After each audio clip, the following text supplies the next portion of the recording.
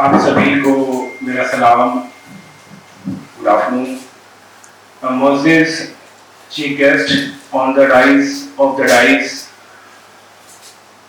میں بھی آپ ہی سب میں سے ایک ہوں. بس میرا ایک اسپیشل رشتہ ہے, ایک الگ اٹیچمنٹ ہے کہ وہ میرے فادر تھے. رشتہ تو ابھی بھی ہے, پر وہ ہمارے بیچ میرے ساتھ 2015 18 اگست کو دارفانی کو پوچھ کر گئے.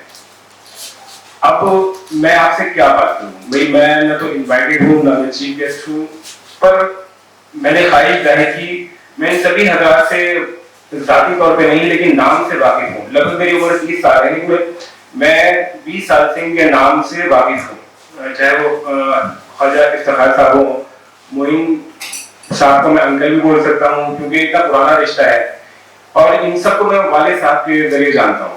ان کے نام, ان کا ذکر, کسی کے ساتھ وہ کام کیے ہیں, اور پھر ایک اردو شعبہ تھا. والد صاحب کے بارے میں کچھ بیسک جو بنیادی چیز ہے, انہوں نے ہمیشہ ہمیں کہا کہ بیٹا ہم کیسے ان لوگوں کی برابری کر پائیں جو ہم سے بہت دور ہیں, جن کے پاس بہت زیادہ نام, شہرت, دولت سب کچھ ہے, جیسے پولیٹیشینس ہیں, نیتا ہے, مطلب فلم ایکٹرس ہیں. کہتے ہیں کہ ایک عام آدمی جو مڈل کلاس سے آتا ہے نا, اس کے پاس ایک ہی سمپل سا راستہ ہے جو اسے راتوں رات ان سے بھی آگے لے کے جا سکتا ہے, وہ ہے تعلیم. جیسے آپ نے دیکھا اکثر آپ سنتے ہوں گے یو پی ایس سی میں کہ آٹو والے کا بیٹا, رکشے والے کا بیٹا, فلانے کا ڈمکانا ہے. تو یہ جو گیپ ہے, اگر آپ سب سے کم ٹائم میں یہ گیپ پورا کرنا چاہتے ہیں تو اس کا ایک واحد راستہ ہے تعلیم.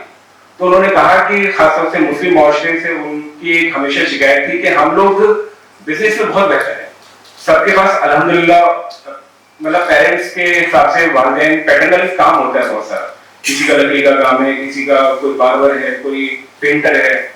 لیکن وہ کہتے ہیں کہ اگر اس میں تعلیم اور جوڑ دیا جائے نا تو اس میں استقلال آ جائے گا, کنسسٹنسی آ جائے گی.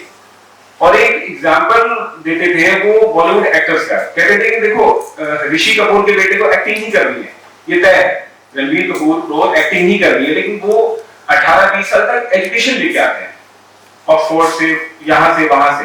لیکن ہمارا معاشرہ کیا ہے, بیٹا اس لیے نہیں پڑھتا ہے کہ اس کو پتا ہے کہ باپ کی دکان سنبھالنی ہے, ٹھیک ہے, ہمارے فادر کا فلانا کام ہے, تو وہ سنبھال تو لیتا ہے, وہ ذریعہ معاش تو اس کا بہتر ہو جاتا ہے, لیکن اس کی اسٹیبلٹی نہیں رہتی سماج. اور آج کا جو وقت ہے, جو آج کا موضوع ہے موجودہ حالات میں صحافت کا کردار, اس حالات کو سمجھنے کے لیے سب سے جو سٹیک ایک رام بار ہے وہ ہے تعلیم. تو والد محترم مرحوم کی یہی کوشش تھی کہ تعلیم پہ فوکس ہو, اور سچائی, ایمانداری بہت ضروری ہے. آج کل جو جرنلزم ہے, آج کل جو پترکاریتا ہے, اس کو ہم بڑے مذاقیہ انداز میں لیتے ہیں کہ ابھی گودی میڈیا ہے, کیونکہ وہ جو جرنلزم ایک فورتھ پلر بتایا گیا ہے, تو اس پلر کو نہ مان کے اس کو پیشے کے طور پہ کر رہے ہیں, پیسے کے خاطر, کچھ پولیٹیشین کے خاطر. تو بس یہی ہے, میرا یہ کہنا ہے کہ اگر آپ اس پیشے میں ہیں یا جرنلزم کو تھوڑا بھی سمجھتے ہیں تو اس میں آپ ایمانداری دیجیے. سب سے پہلی چیز ہے ایمانداری. اگر آپ ایمانداری دیں گے تبھی آپ سچائی تک پہنچ سکیں گے. اگر آپ کے اندر ایمانداری نہیں ہوگی تو آپ خبر تک پہنچ ہی نہیں پائیں گے, بیچ میں ہی کہیں رک جائیں گے. تو والد صاحب 2015 18 اگست کو انتقال ہوا تھا, اور 2015 میں ہی 11 اگست کو میں پیشے سے ڈاکٹر ہوں, میں نے پی ایم ایس کیا ہے, میں ایم ڈی کیا ہے, اور ابھی میں فی الحال ایز اسسٹنٹ پروفیسر جوائن ہوں. اور ہم سبھی کو والد صاحب نے اردو میڈیم سے پڑھا ہے. آپ کو بہت حیرت ہوگی جان کے کہ ہم سبھی لوگ, ہم 3 بھائی ڈاکٹر ہیں. ایک مولانا آزاد میڈیکل کالج میں بھی سی ایم ہیں, میں ہوں, ایک میرے بڑے بھائی ہیں, اور الحمدللہ سے بھی شادی ہو گئی ہے, وہ بھی تعلیمی اعتبار سے اچھے مقام پہ ہیں. تو والد صاحب یہ کہتے تھے کہ مطلب ہاں, تو میں کالج سے آیا تھا, میں تھکا ہوا تھا, تو پاپا سے میں نے بولا کہ پاپا میں کام کرتا ہوں, میں اسکیچ بناتا ہوں آپ کا, کیونکہ میری ڈرائنگ بھی ٹھیک ہے. تو پاپا نے کہا کہ ٹھیک ہے بنا دو. 11 اگست کی بات ہے اور 18 اگست کو ان کا انتقال ہوا ہے. تو میں نے ایک اسکیچ ڈرا کی, اس کی فوٹو نکالی, تو اس میں بنا کے میں نے کو بھیج دیا. پاپا نے کہا تم نے تھوڑی ناک میں گڑبڑ کر دی. तो मैंने पापा को कहा, पापा मैंने बोला ना मैं इरेजर यूज नहीं करता, मतलब क्योंकि वो हमेशा ये कहते थे परफेक्शन।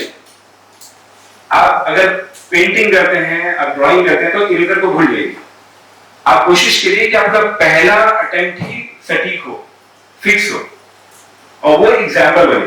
क्योंकि अगर हम किसी भी चीज में सेकंड चीज सोच लेते हैं तो हमारा फर्स्ट फिर शायद नहीं आ पाता। तो हमेशा किसी भी काम में आप डेडिकेटेड रहिए। वो एक मजाक में एक बात ये भी कहते थे कि मैं अगर कोई चोरी भी करता है ना तो मैं उसे यही कहूंगा, बेटा कभी पकड़े मत जाना। मतलब भले ही वो काम गलत है, मैसेज ये है कि आप काम में परफेक्ट रहें, ठीक है, वो काम बहुत ही खराब है, लेकिन वो अगर वो पकड़ा गया तो उसके फील्ड में जाने का फायदा क्या हो। तो एक परफेक्शन का बहुत ज्यादा उनका एम्फेसाइज था कि उस चीज का आपका परफेक्शन होना चाहिए, बहुत ज्यादा परफेक्शन। शायद माइक में आवाज ठीक नहीं है, ठीक है। तो परफेक्शन बताऊंगा कि हम सभी भाइयों को वाली साहब ने उर्दू मीडियम स्कूल में डाला, उर्दू मीडियम, जबकि इंग्लिश हिंदी और भी मीडियम थे। उनका ये कहना था कि अगर हम उर्दू की बात करते हैं, उर्दू जुबान की बात करते हैं, इसको पहली जुबान दूसरी जुबान सरकारी जुबान बनाना चाहते हैं, तो सबसे पहले हमें इसे अपने घर की जुबान बनाना होगा। हमें सबसे पहले से अपने घर की जुबान बनाना होगा, तभी हम इसे नेशनल लेवल पे, स्टेट लेवल पे, कंट्री लेवल पे रिप्रेजेंट कर सकते हैं। तो उन्होंने हम सबको एक तरफा जो है, जावेद भाई भी, भाई वाले सबको उर्दू मीडियम में डाला। अब हम उर्दू मीडियम में तो आ गए, 10 तक हमने सारी चीजें उर्दू में पढ़ी। अब वाले साहब की ख्वाहिश थी कोई डॉक्टर बनूं। अब मसला ये आ गया कि 11वीं क्लास में उर्दू बहुत कम है और साइंस स्ट्रीम में बिल्कुल कम, बिल्कुल ना के बराबर है। तो पहली से 10वीं तक हमने SST भी उर्दू में पढ़ी, मैथमेटिक्स भी उर्दू में पढ़ी, और 11वीं में सीधे सब कुछ इंग्लिश में आ गया, सब कुछ इंग्लिश में। तो पापा ने कहा कि देखो हमारे पास तो यही दौलत है जिसमें हम लोग मतलब मालदार बन सकते हैं दिन भर में, तो पढ़ो। और अल्हम्दुलिल्लाह 11वीं क्लास में भी हम लोग फर्स्ट आए, 12वीं क्लास में फर्स्ट आए। फिर जब 12वीं करनी तो पापा ने कहा कि एक काम करो, एक भाई ने यूनानी में एडमिशन लिया, यूनानी में, मुझे आयुर्वेद के लिए बोला पापा ने, और वहां संस्कृत। तो पापा ने कहा कि तो कोई ऐसी चीज करो जो पहले किसी ने ना की हो, ताकि उनके लिए रास्ता बने, उनके लिए रास्ता बने। क्योंकि भाई जो काम लोग कर ही रहे हैं, आप भी वो करेंगे तो आप सिर्फ काउंट बढ़ेंगे, क्वालिटी में नहीं बढ़ेंगे।